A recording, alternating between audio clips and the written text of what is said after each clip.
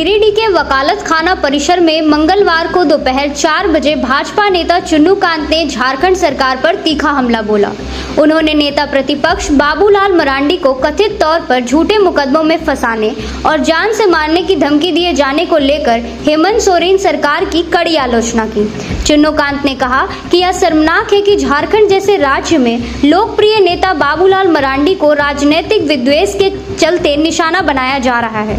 उन्होंने दावा किया कि मरांडी को और उनके परिजनों को झूठे मामलों में फंसाया जा रहा है, जिससे स्पष्ट होता है कि सरकार उन्हें डराना चाहती है। भाजपा नेता ने यह भी याद दिलाया कि बाबूलाल मरांडी के बेटे की पहले भी हत्या हो चुकी है और अब खुद मरांडी को धमकी मिल रही है। उन्होंने चेतावनी दी कि यदि सरकार ऐसी साजिशों से बाज नहीं आए तो भाजपा पूरे राज्य में आंदोलन छेड़ेगी और हेमंत सरकार को सत्ता से उखाड़ फेंका जाएगा। इस मौके पर श्रीकांत ने केंद्र और राज्य सरकार दोनों से बाबूलाल मरांडी को Z+ श्रेणी की सुरक्षा देने की मांग की। उन्होंने कहा कि भाजपा का हर कार्यकर्ता अपने लोकप्रिय नेता के साथ चट्टान की तरह खड़ा है और किसी भी कीमत पर उनके साथ अन्याय नहीं होने देंगे। भाजपा नेता ने स्पष्ट लहजे में कहा, अगर इस तरह की राजनीतिक धमकियां और झूठे मुकदमे नहीं रुके तो हेमंत सरकार का राज्य से नामो निशान मिटा देंगे। भारत सरकार के गृह मंत्री और प्रधानमंत्री जी से अनुरोध करना चाहेंगे कि तत्काल बाबूलाल मरांडी जी की सुरक्षा बढ़ा दी जाए। उनको पहले भी Z+ की सुरक्षा रही है। आपको स्मरण होगा कि नक्सलियों ने उनके बेटे की नृशंस हत्या कर दी थी और कई बार उन पर नक्सली अटैक हुआ है। उसका मूल कारण ये रहा है कि राज्य में जब नक्सल चरम पर था और कुछ लोगों को उनका संरक्षण था, तो वैसे में उस समय उन्होंने मुखर होकर नक्सलियों का अपराध का विरोध किया और काफ़ी हद तक आज झारखंड में नक्सल नियंत्रण में है। तो इसका कहीं न कहीं श्रेय बाबूलाल मरांडी को जाता है, इसलिए कि उन्होंने अपने बेटे की शहादत देकर के भी उस लड़ाई उस संघर्ष को आगे रखा।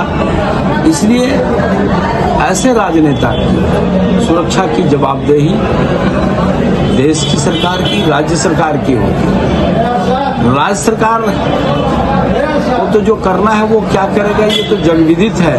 उनकी सुरक्षा क्या करेगी? उन्हें परेशान करने के लिए, उनको व्याक्रांत करने के लिए, उनको प्रताड़ित करने के लिए उनको धमकी दे रहे हैं, मुकदमे में फंसा देने और तरह से उनको थ्रेट किया जा रहा है। तो इस सवाल पर हम जरूर कहेंगे कि जो लोग भी इसमें शामिल हैं वो निश्चित रूप से कहीं न कहीं मुगालते में हैं। बाबूलाल मरांडी किस शख्स का नाम है, किस व्यक्ति का नाम है, शायद उनको नहीं पता है। ऐसे गिदड़ भक्ति से वो न तो वो घबराने वाले हैं, न उनके कार्यकर्ता घबराने वाले हैं, बल्कि इस तरह की हरकत से जिसमें कहीं न कहीं राज्य सरकार का संरक्षण प्राप्त है, तो एक एक कार्यकर्ता बाबूलाल मरांडी है। और बाबूलाल मरांडी जी हम ये बताना चाहते हैं आपके चैनल के माध्यम से, राज्य के सर्वमान्य नेता, सबसे लोकप्रिय नेता है और अगर उनको इस तरह की ओछी हरकत की वजह से उनके परिवार को